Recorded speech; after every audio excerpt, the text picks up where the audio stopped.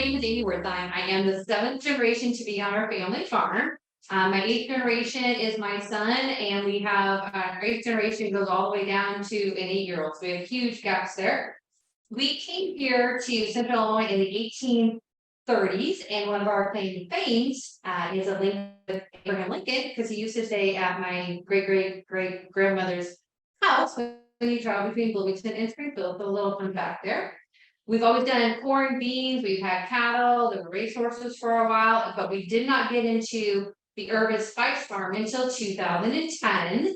And that was due to a very good friend of mine who said, hey, stop helping me at the fair with my herb, why don't you do it too? So we started doing it in 2010. I worked for a lot of time in meetings, probably 80% of my time in meetings. So I designed what I thought was going to be like my dream garden. And so I have here what we did. People are always amazed at what we came up with. But this is the design that we originally planned on putting in. Now we have 6 acres for our gardens. This is 80% done. This was supposed to be a 5-year plan, but you know, the way life is, things happen.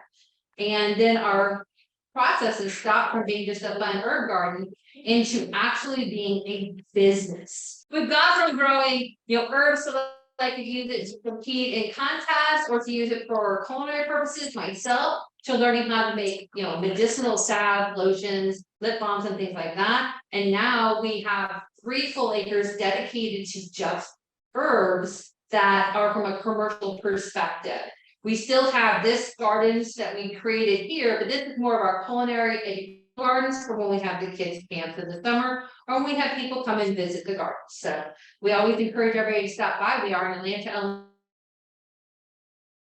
We also have a candy company, so if you don't know how to get to us, call the Candy Cane Delivery right there.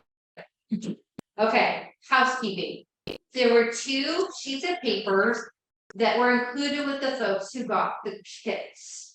Did the other folks who did not get the kits get these? Yeah, they were emails to them. So, okay. So the first one that says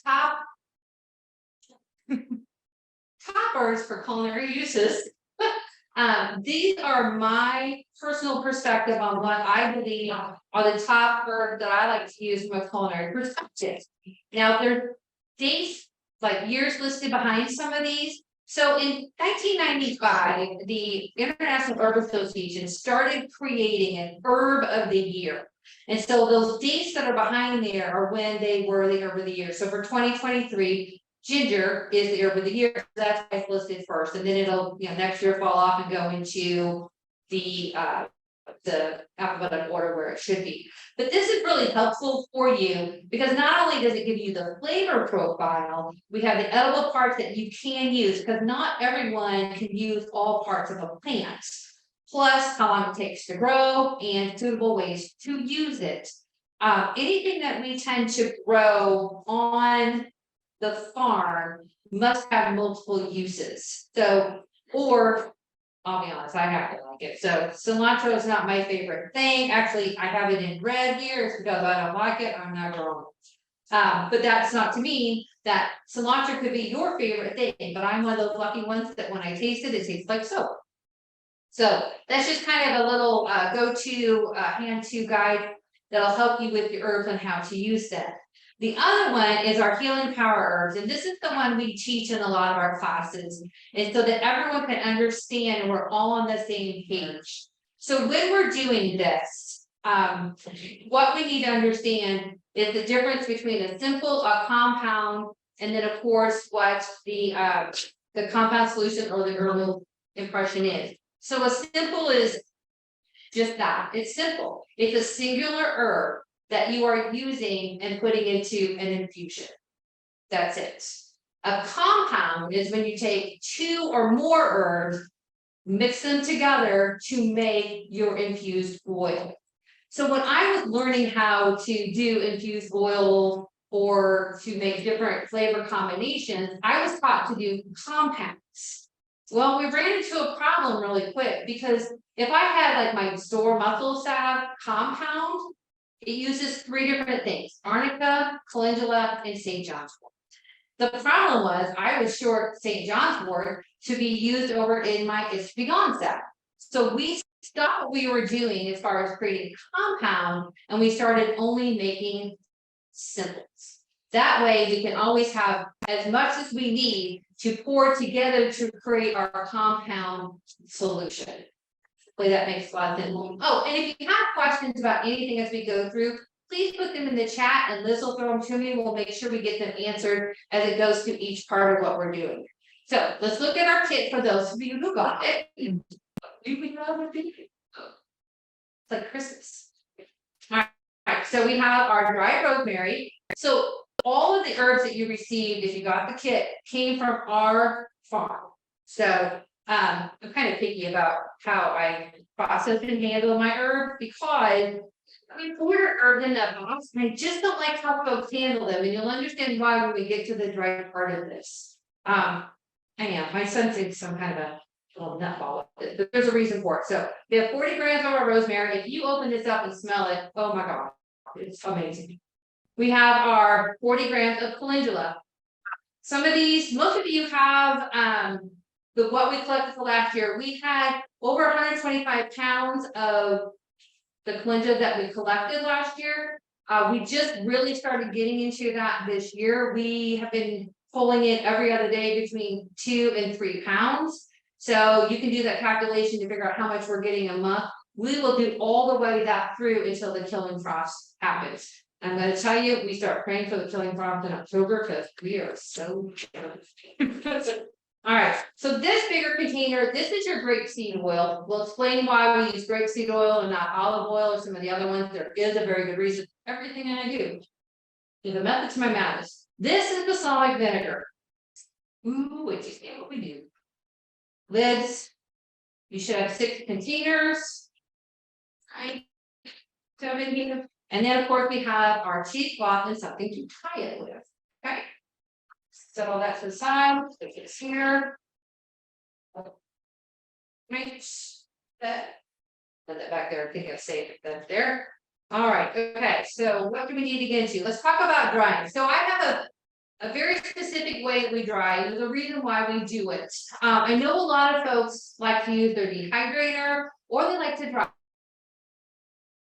The good reason why you should never dry in your oven is because you actually can kill yourself. So when we first started doing them, one of the first things I grew was St. John's wort.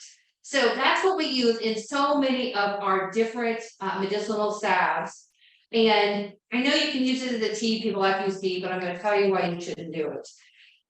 So I brought it in, I put it in the oven. I was in a hurry, so excited. I want to get everything dry. Well, it started smelling a little off. I thought, oh my gosh, did I pick it too early? Did I pick it too late? What am I doing? I walked out, I was doing some stuff outside, I came back in. The smell was noxious. And I quickly got on, I'm like, why, what's this? What's smelling like? Well, it turns out that when it's drying like that, and that the oils are being infused into essentially the room, the air, it is poisonous. I'm lucky, honest to gosh.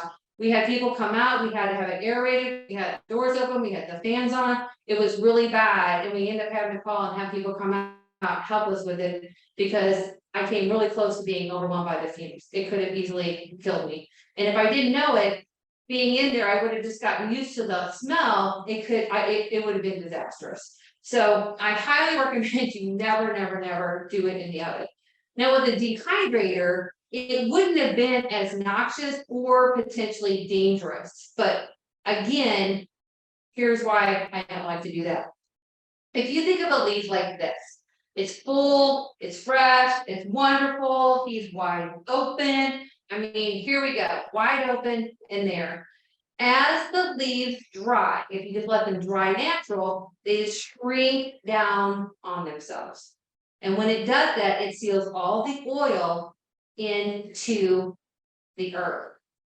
If you think about when you're in your oven or in your dehydrator, it's dehydrating, it's taking away that moisture. So you say, oh, but it's taking away the water, but it also takes away the oil. So when you do that, yes, you are drying it out, but you've also removed all the goodness and the wonderfulness of the oil that you would seal in if you just let it dry yourself. I don't have get that. I really do. For our type of drying, we lucked out. We went to an auction. We were able to buy, 16 of like the milk. So if you're in the grocery store, leans forward, those racks, they actually can be taken apart and they'll sit level. We were able to get 16 of those. We use those for our medicinals, but our culinary one, we dry them just on a regular sheet and we use parchment paper to put down. The parchment paper doesn't take away the moisture, but it kind of wicks it away so that it allows the herbs to dry safely. The most any of our herbs take to dry is 2 weeks. So unless you're doing on a very large scale, you're going to have room if you just had some of your cookie sheets, throw the parchment paper on them, and just set them off somewhere else. Okay. You also need to know which type of herb needs to be dried, how it is. So for example, the first year we dried parsley, I didn't do anything about it. We cut the stems off, we came in, we threw it on the tray, yada yada, looks good, wonderful, fabulous. So it dried, and it dried brown. I mean, it's literally brown leaves. It still tastes amazing. It still has all the oil properties, but God, it's not very nice to look at.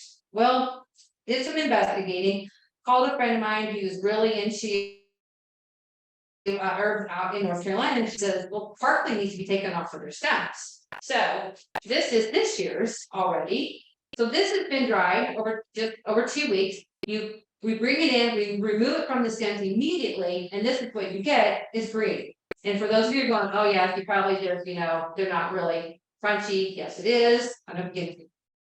It's completely dry and it's ready to be used. And oh my gosh, it's so amazing. It's so amazing. It seals all the oils in there. So by drying it this way, sealing all the herbs, we actually tell people if they ever use any of our herbs that they buy from us, if it calls for a tablespoon, you need to use a teaspoon. Our dried product is that much more potent. You can definitely tell it if you take your rosemary, put it all up in the bag, open it up, and you're just going to be hit with that smell of it. Okay. We also make sure you. Oh yeah, I've got a couple questions if it's a good time. So Lisa asked, is there a preferred variety of calendula that you use or grow? Yes, Pacific orange. Okay, so and here's why. So we tried 5 different varieties last year. I got some that were kind of like a brown and white colored. Oh, this big. I kid you not. Oh my gosh, I was so frustrated. Pacific orange, their blooms are this big and they're doubles and triples. They're amazing. If you go up to our Facebook page, the Wertheim Gardens Facebook page, I have posted out there some of the blooms that we've gotten off this year, and they're just monsters. And that's why we're getting so much more of a large harvest. And when we dry that, we actually will split those blooms in half because we use them in one of our teas. So normally we use one blossom in one of our tea bags. Those we can split in half or by 3 to use in our teas. Was there another one? Yeah, a couple more questions. So Linda has 2 questions. She says, I'm curious if arnica is easy to grow. Also wondering if there's fertilization necessary for herbs. If so, what's recommended if wanting to stay organic? Okay. I will do the organic part first. So we are organic. We don't use anything, chemicals or otherwise like that. However, I do not have an organic certificate because I want to pay somebody $3,000 every year so they can print something off their computer. I have other use for that money. But from a soil perspective, you need to have something special. We've never had anything special. We don't add anything to our soil to amend it. So we're not putting in manure, we're not putting in compost or things like that. We do make our own fertilizer, but we don't necessarily use it on all of our products. Okay, and it's tough love at our place, with the exception of you'll see on our Facebook page, we have put in drip line this year. Unfortunately, in 47 days, we had less than a half an inch water. And we did get 5/10 last night, but that's the first time we've had any water since July 7th. And with the heat and everything, I did feel bad. But normally it's tough love. We plant them out there. We will water every other day for the first week and a half, 2 weeks. Then we go to every 3 days, and every 4 days. That way the root structure is getting deeper and it gets more, they have to learn to rely on themselves, get down there and get the nutrients that they need. If you keep watering all the time, every time you think it gets a little dry, they're weak plants and they're not going to be strong, they're not going to be big, you're not going to get that really good point. Arnica, it's a challenge. Oh my gosh. Oh. We have tried it 3 or 4 different kinds. We planted it all over. We have 6 acres all over the property. It's been in raised beds. It's been out in the fields. It's been, at the end of our hops fields. The only place I've ever found it to grow well is right next to our St. John's wort. I don't know why, but it's very, very hard to grow. I have a grower who grows it down in Texas, who I met, and I do. I like how he drives his stuff. He does follow our same philosophy. So we do purchase from him directly. But as far as growing it, I can't grow enough for what I need. We do it as we get further along, but it's almost impossible to grow here. It just doesn't overwinter well. I will say too that the Land Connection did have a growing kitchen herbs class earlier this year. That video is available on our YouTube. The finalized video should get published in the next week. Head out to the Champaign Farmers Market. You can find our how to grow cards. They do feature herbs and how to use them and how to grow them. So we do have access to some cheat sheets as well, although arnica is not included. We have one more question I think Liz was going to ask. Well, I'll say your growing sheets that you have, I actually helped consult on them and correct a few things and then added some other stuff to it. So they're great sheets. They're really, really good. All right, we have one more question and then we'll keep going. So Linda's also asking if the dehydrator is on the very lowest temperature, does it still take out the oils? It does. It's all about removing the moisture. If you but in the greater hierarchy of what's the best to the worst oven, don't. Dehydrator on the lowest setting, that could be good, but you're going to have it go for a longer period of time. And when it gets past the point where it's getting dry and it starts to cook them, you are definitely stripping away any of the oils and the moisture and everything else. So, I mean, we're just lucky that we have the racks that we can throw them on. So in our kitchen, we have 5 racks there that just have, the different sheets that we put them on. And those are constantly being rotated out every week. Now we do hold them into large plastic cup containers until we can get them processed. Because right now it's just crazy how much we're cutting in. So, and we're just at the tip of crazy harvesting right now. So anyway, all right. So we were going to go into, so let's kind of dry. So if you have any more questions about drying, don't Liz real quick. But we're going to move into dealing with the fresh first and what some of the fun things you can do with it before I get in and show you what we do after we've got everything dry. Okay. Okay, so let's move some of this stuff here out of the way, there. Do you notice how preserved this is? I'm going to tell a tale of my mother. So we were at a conference. See how it's yellow? This is actually regular printer paper. Let's start with her. She spilt some of our infused oil on it, and now it's like preserved papyrus paper. It's awesome. So her little oopsie doopsie actually turned out to be a wonderful. All right, so fresh herbs. So on our property, I think I mentioned earlier, if we grow something, it needs to have multiple reasons. Oh, I just know I still have my rings on. I'm going to take these off. The reason being, some of the herbs that you work with can actually tarnish rings. So most of my rings are sterling silver. Rosemary is a no with sterling silver. Question. Quick question for everybody. So Ashley's asking, do you need to wash after picking and before drying or using? Depending on which herb you're doing. Okay, so here's what I do. If it's medicinal, we don't bother. It's gonna be going into something that's infused or what have you. It's not going to be ingested or consumed, so don't worry about that. Rosemary, we don't normally wash when we bring it in. We dry it and then we wash it and lay it out, and it seems to really. Because it dries the oil stuck in. When you wash it and then you lay it out to dry, it doesn't get it wet to the point that it's like back wet again. I don't know, it's kind of weird. But we lay it out on paper towels in about a half hour, it's dry and it's perfectly clean. Basil, we always do because there's some really funky bugs out there. And we want to make sure that we get the water off of them. Now, there's a couple different ways to do it. We usually fill our sink. I know on a larger commercial scale, they have bubblers. We fill a big sink full of water. We don't put any detergent in there, but we put it in there. We're swishing it around everything, and you can see if there's any bugs that are coming right off of it. And I very gently rub my hand over in case there's some hanging on for dear life, you know, trying to get them out of there. But that gets them pretty well clean. Parsley, we will rinse it off when it comes in, kind of beat it against the sink. It's a tough little bird, and then we lay it out to dry and pat it, and it seems to be okay. I think some other ones. The thymes, we definitely rinse those off.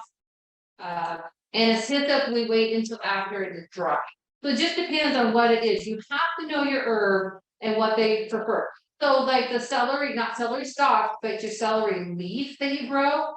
That thing is like the hardiest herb I've ever found. We had 2 killing frosts last year. It didn't even phase it. It's just like shucking, you know, just shook off the light snow we had and everything else, and it was all good to go. And we made celery salt, pulled it all the way in until almost December.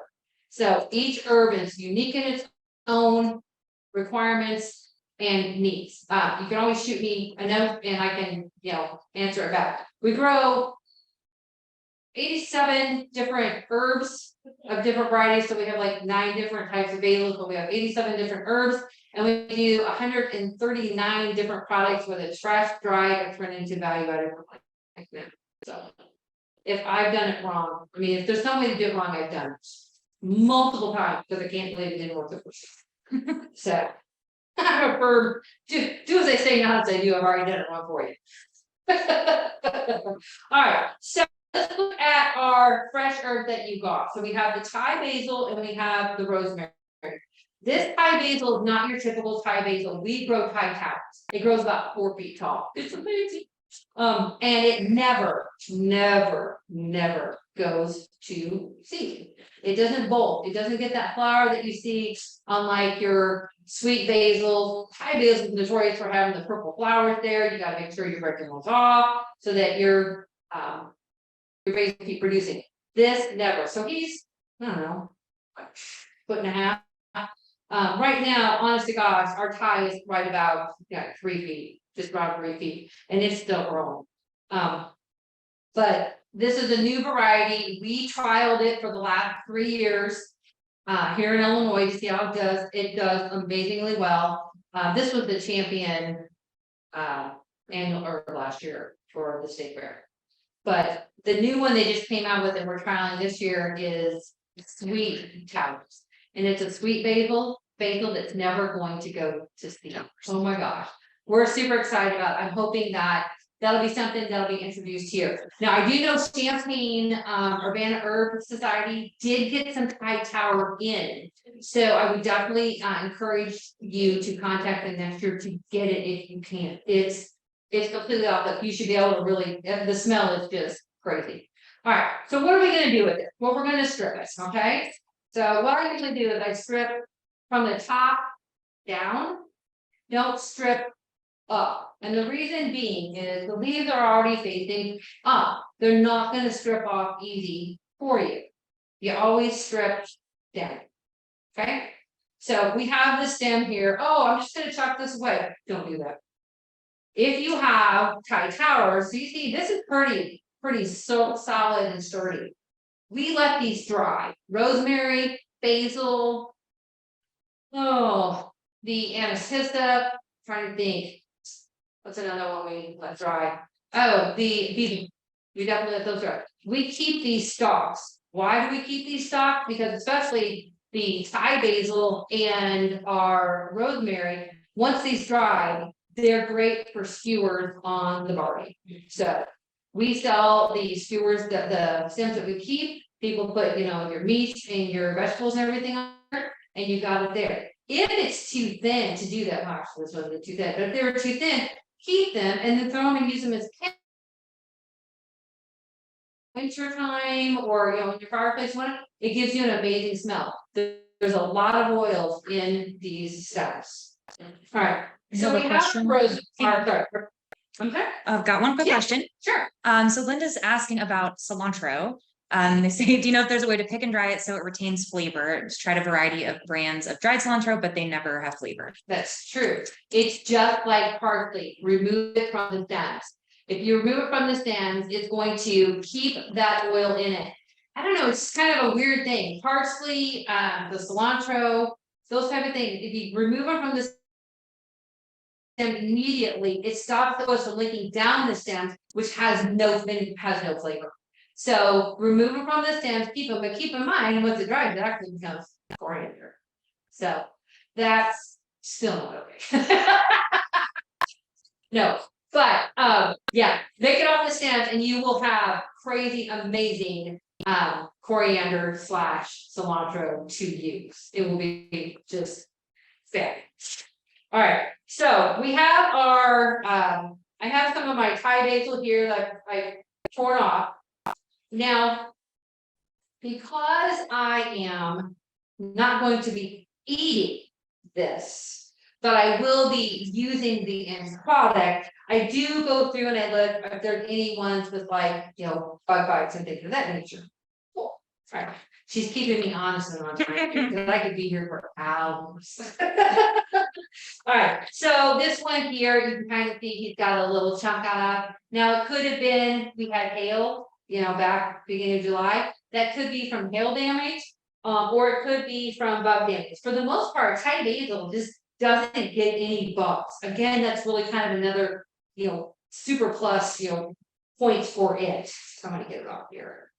I try not to use the stem. Save those. Sorting through real quick. Do one, put you over there, put you over there. All right, okay. So let's take one of our containers here, and you are going to stuff as much of it in there as you. My God, water. It's going to break down as you do this. I've done that a time or two, huh? Go. You should just be getting overwhelmed by the smell. There. Cram, stuff.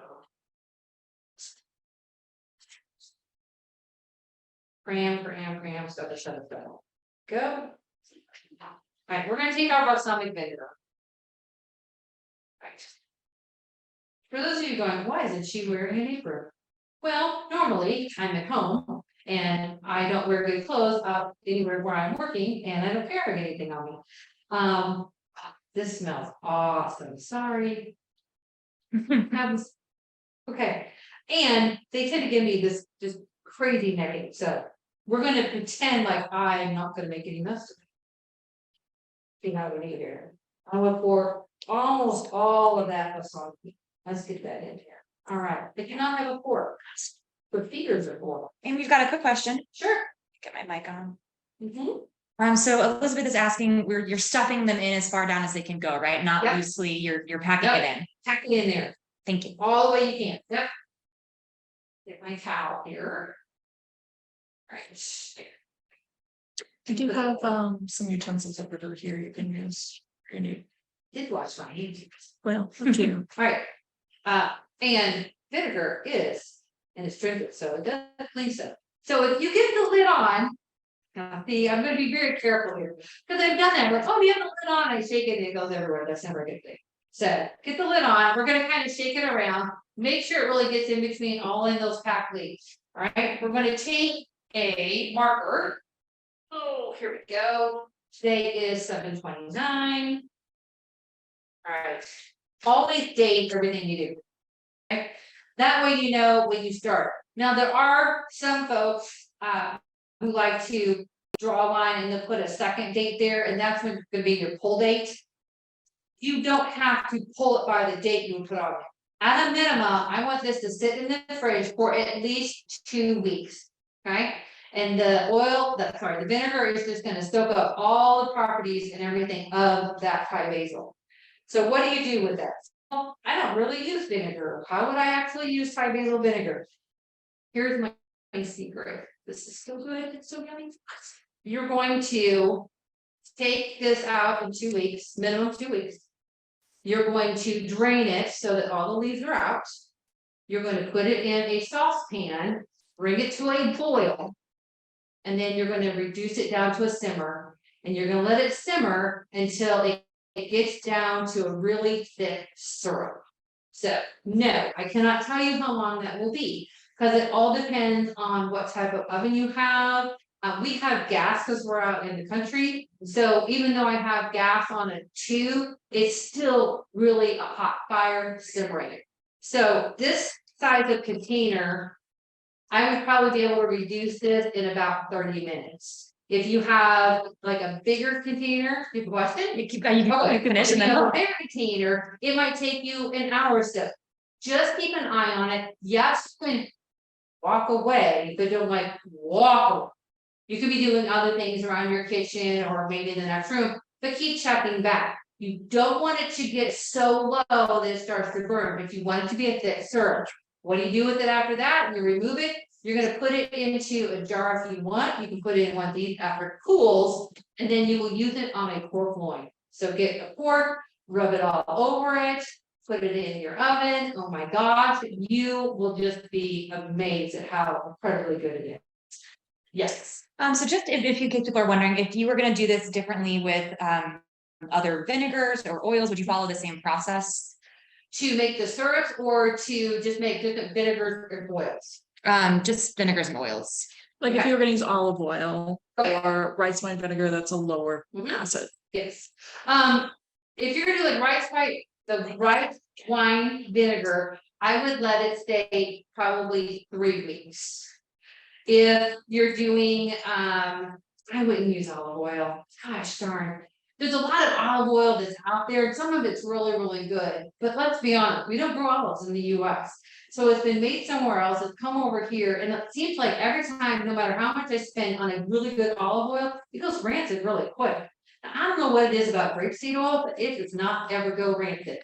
And it has a very high, what am I looking for? Flat point. So it's not going to like burst into flames if you're using it in your cooking or things like that. It also takes on the properties of the herbs you put into it. Whereas olive oil tends to fight with any of the herbs that you put into it. Grapeseed oil just kind of, the grape seed part of it just fades in the background, and it takes on the full properties of whatever herb you do. It does not have any other flavor that comes in or bothers it. I have yet to have any grapeseed oil go rancid on me, and I have oils that are 3 years old. They're still perfectly fine. Holly's asking if these should stay refrigerated, including the syrup. I keep mine, okay. All right, so does this need to be refrigerated? No, it absolutely doesn't. Just throw it in a cool dark place. You put it in your fridge though, so you can see it and remember it. If you have it up in your pantry and you forget it for 6 weeks, it's gonna be fine. It's just gonna be that much more potent. Minimum 2 weeks to be able to absorb the flavor, okay? It should not, because the balsamic is such a strong astringent, it's not going to mold or go bad or anything like that. I don't use a lot of rice wine vinegar. Any type of wine, even if it's rice or versus regular wine, the fermentation, whatever, makes me just really sick. So I don't use a lot of that. So, yes. An oil that has fresh herbs in it, would that go? That would probably go in the fridge. A lot of times my oil, I put my oils and my herb in bottle like these. So this is really pretty. I got it at the Dollar Tree. It used to cost $1. They've had an increase in prices. It's $1.25 now. But they come in all colors, shapes, sizes. For $1.25. For this type of thing, I jam all my herbs down in there. So I'll stuff a ton of rosemary down in there. I'll put my my oil over top of it, and I literally just set it right there. Doesn't need to go in the fridge. It's not going back. It really doesn't. But we use grapeseed oil. Grapeseed oil just doesn't go back. So I have yet to get it to be that. So, right? Okay, so anyway, yeah, there's not enough quarters. Darn, it's so cool. And every once in a while I'll do this. So just shake it up and mix it up. And you can always keep adding more and topping it off, adding more off, adding more, topping it off. Gosh, I have my grandma's jar. She died in 1985, and we brought it home, and we've still been topping it off since then. So that's gonna be 40 years or 2 years. I was thinking about that today. 40 years ago, and we still have it. All right, okay. So to tell me, move on. So we gave you more than what you needed so that you could go get the oils and the vinegars that you like to put, the rosemary and things in it. Rosemary is walking awesome in the balsamic vinegar also. So I just couldn't give you enough. So make sure you really enjoy it. Linda's asking, have you ever used kombucha vinegar or the like instead? Linda's with this. Awesome. Okay. She's with, no, I have not. I'm sorry. I can't give you an honest answer. I have not tried that, and I'm so sorry. But did just start doing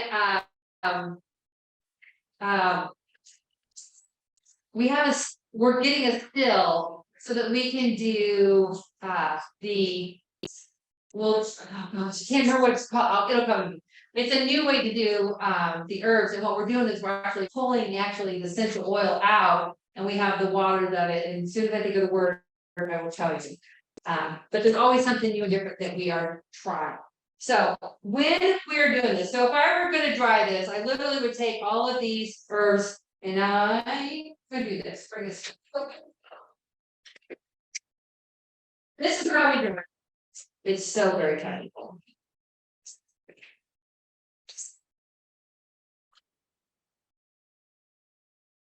Barbara's asking, so the basil and oil will last for how long? Probably 2 years before it really starts to fade. So, and sometimes we just have them for, cool effect looking. All right, so this is how technical it is when we dry them. Right here. So just lay it out, and in 2 weeks, it's dry. Same thing with our rosemary. We just kind of throw it out there, making sure it's not too much on top of each other.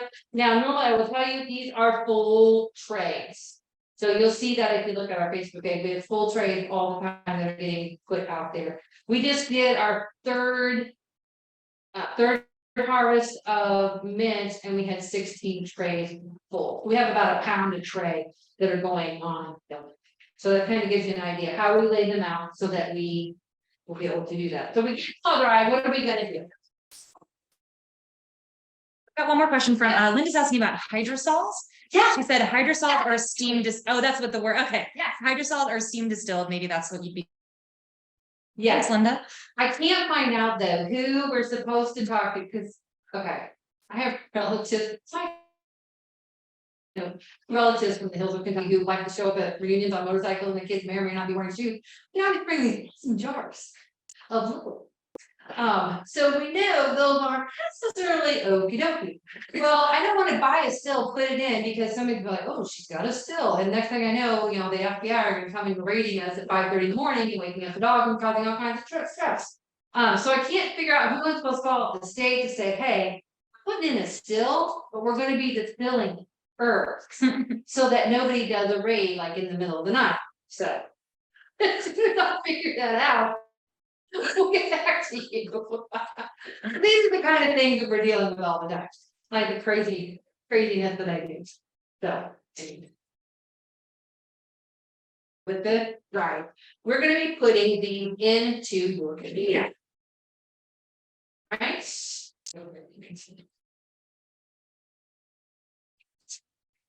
Oh, I need to weigh this first. 40 grams. So if I do half, let me think.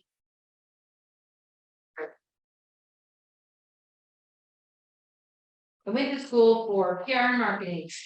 And all I do is chemistry and math now. I'm not sure how or why that happened. So we gave you calendula that is the full blossom. There's 2 ways to do this. I lied. There's 3 ways to do this. You can do it whole like this, drop it in there. You can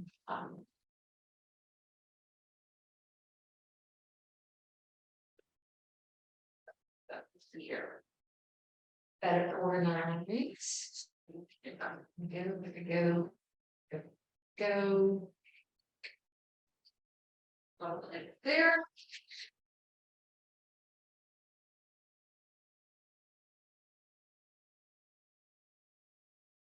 You can skim them. And it literally is, so this is a box that we built. There's only one other place I've ever seen that sells these types of boxes, and it is from Strictly Medicinal out in Oregon. They're 18 by 18 boxes, they're very. They sell them for two of them for $195 the shipping. So it's right around $250 to get them here in Central. Oh, I'm farm girl. That means we use what we have and we make our own things. So I challenged my son. I said, here's the picture. Can you make me something like that? So this is one of the first ones that he made that we had. And it's a 12 by 12. We do 14 by 14 now. We do make and sell these. But this is the one I brought. We usually use this one for demonstration because it fits well in my box. So essentially what it is, let me show it. Is it has a metal screen here. And we're going to skim our herbs. You can do this with any of your herbs if you want. I only do it with certain herbs because not all herbs need to be skimmed in order to get the oil properties out of them into the oils to produce. So one of the ones that we do is the calendula. So literally just run it over.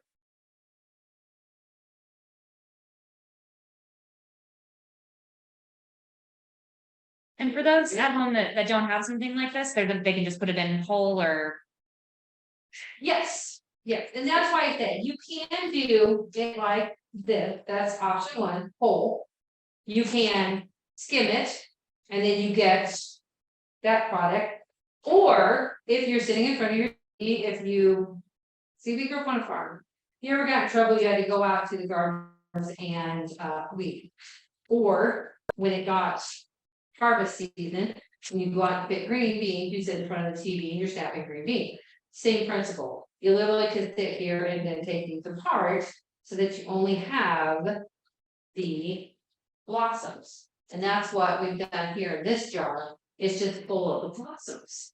So this there's 200 grams of blossoms in this jar here. Okay. For the rosemary, so I've got a couple questions. The rose, so right now we have 1 container full of the dried rosemary, and about how much was that? So about half the bag is half of this was 20 grams. 20 grams, about half the bag in the rosemary. Yeah. And then the other container she's working on right now is the calendula. So if you don't have the kind of skimmer, you can just put them in whole to try that. Yeah. Or likely use a metal colander. Maybe. I'm gonna Or say probably strainer. not. I don't know if it would shred it like the wire mesh does. So the best option for people that don't have this is just to put them in whole. Yep, put them in whole. And we do that a lot. You'll see with the jar that I have. But we did do this here with these. Okay, so those are the whole. And you can hear them. The seed heads knocking in there. So we did do that with the whole. Sometimes I don't have a whole lot of time. So I'm gonna put half of these in here.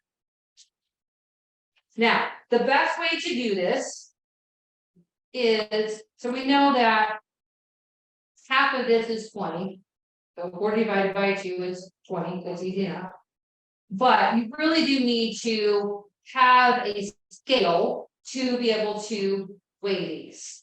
Not that I'm pushing anybody else, but Walmart has a really good bamboo one for $12.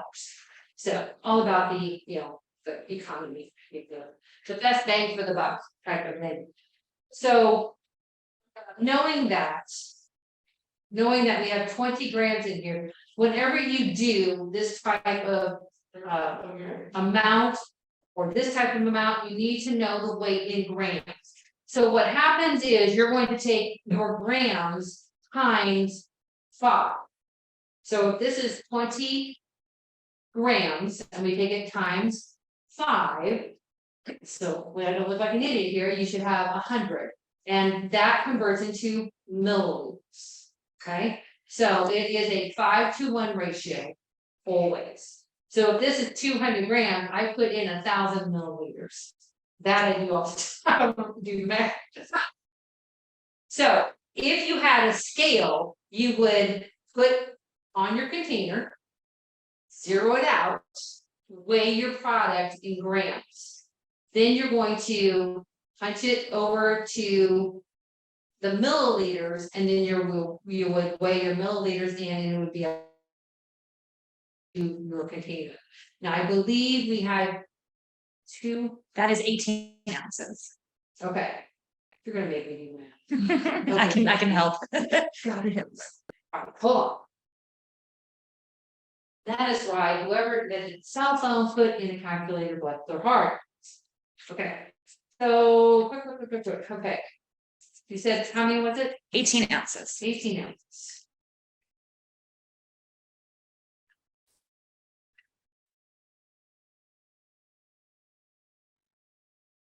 Okay,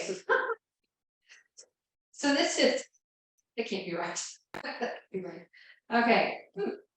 Well, it says it's 532 milliliters. That seems like an awful lot. I'll get a Because confession. I know how much 1,000 milliliters, I know the jar that it comes in. All right, 236. thank you. That's so much better. Okay, so here's the thing.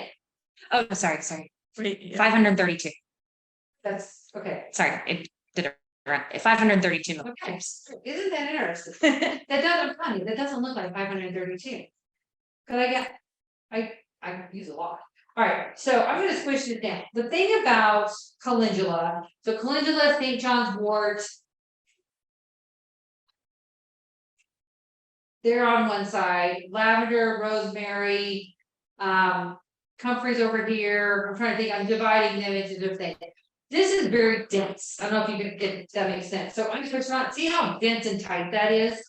The calendula, even if you have the flower hip, are very dense and tight. So even though this is 200 grams and I would use 1,000 milliliters, I often go over 100 or 200 milliliters because it is so dense. Whereas rosemary, it's if you look at your container, there's lots of little spaces in there, lots of little air holes. There's not a lot of air space in this. So when you put your, if I had my 200 grams of rosemary and I put my 1,000 milliliters in there, it's going to look like I have this much extra oil. I filled it too full, but you really didn't. Whereas this has the same amount of the oil that I would do if I had the rosemary, but yet the rosemary, the oil is all on here, and it seems like it's not coating it at all. So density of the herb matters. So I wouldn't use less of the 1-to-5 ratio, but sometimes when it's dense, you need to do more than that. So for all intents and purposes here, I measured this all out before I sent in the numbers to you. We're going to pour this to fillets.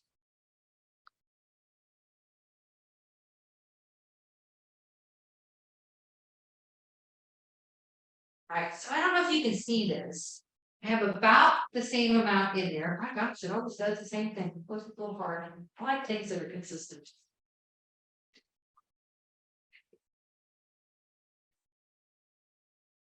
So you're filling it up to the top line or all the way up to the top? So we as far as putting the same amount in, and if you look, it is just under this group, okay? So if you can see this is super watery. Can you see that how it moves? I mean, it looks like there's so much oil. Look at that.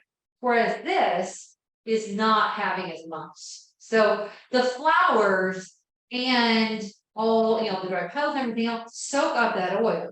It's not that the rosemary doesn't soak it up. It's a much smaller leaf, but it needs to, hold on a second, I'm gonna show you.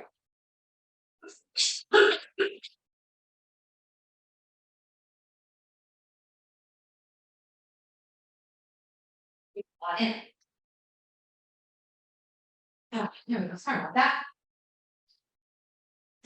This will take, the rosemary will absorb this and they'll kind of puff up a little bit. These won't puff up, they're already there, but it will completely absorb. Now, this is a smaller amount than this, or the other jar I showed you. But the reality is, they have to cook for the same amount of time, and I use the word cook.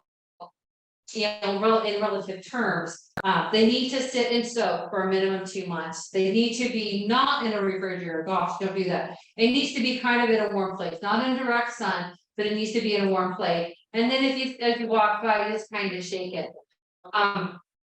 We keep it in a back room with a heater that runs year round. We keep it at 90 degrees in there. All of our jars that are cooking, so that we can pull them, and they all get dates on them.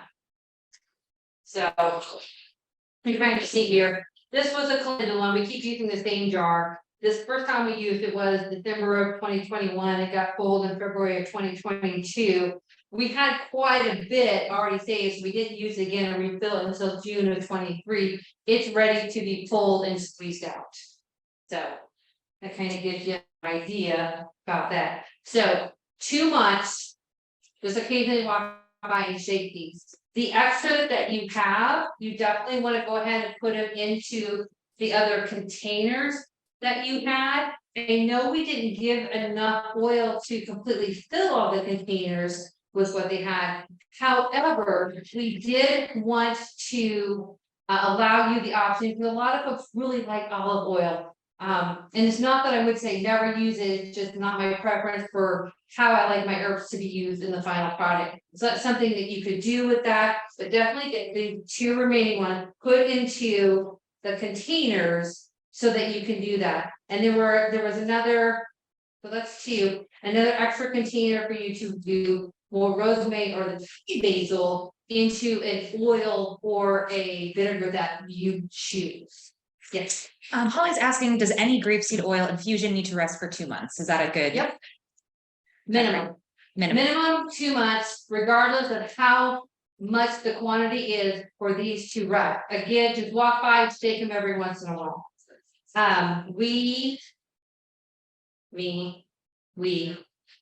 Frankly, it's really just me. I don't go back as often as I should. So sometimes these might sit for a couple of weeks before I'm like, oh, I need to go shake my jars. Right, so how that. So we started a touch after 2. So do we have time to go ahead and squeeze it out so they can see it? It's 3:06. Okay, all right. Okay. So what we're gonna do is I'm gonna move over to here so you can understand how we squeeze. We're gonna do the same type of thing. So you received in your kits this. Okay. When you go to squeeze out your herbs, we obviously are not going to have the monster quantities that we have. You're going to need to have this over a colander, a bowl. Okay. Push that in. You're going to dump out your oil into there. You're going to gather it up. Now, if you were doing this small like this, I would definitely tie it off. That way you don't have to worry about something happening. And then you're slowly just gonna wanna squeeze and squeeze. And squeeze it out. Now, what you are squeezing out most definitely is an infused herbal oil. So before you, I mean, so you can put on some, the nitrile gloves, so you don't get your hands all oily. But the reality is what you're squeezing out is actually a medicinal herb. So depending on what it is, so rosemary is great for bruising.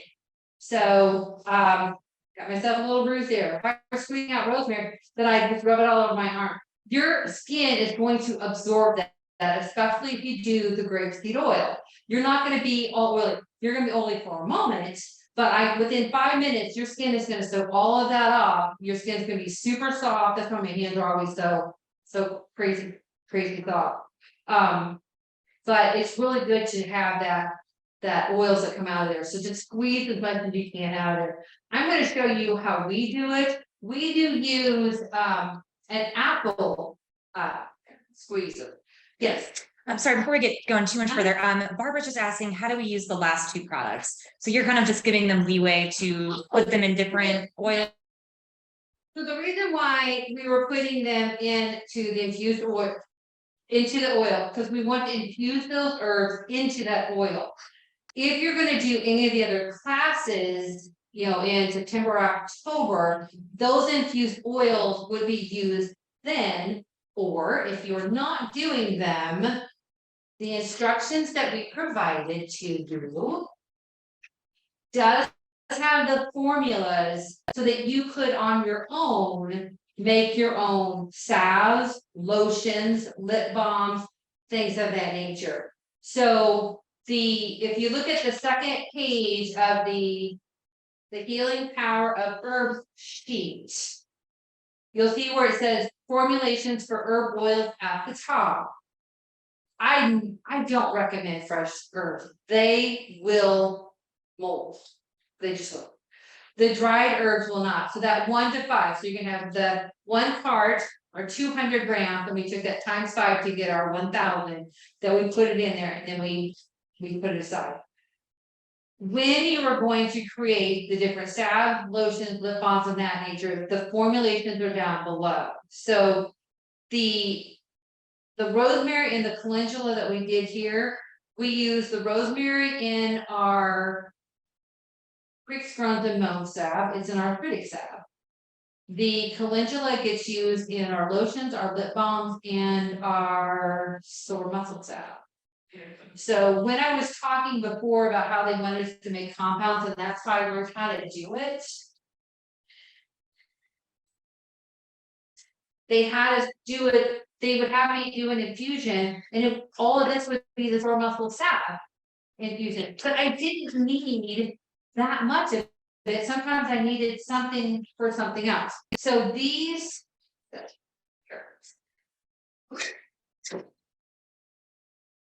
are 3 different oils that we have infused, like with the grapeseed oil, and we squeezed out.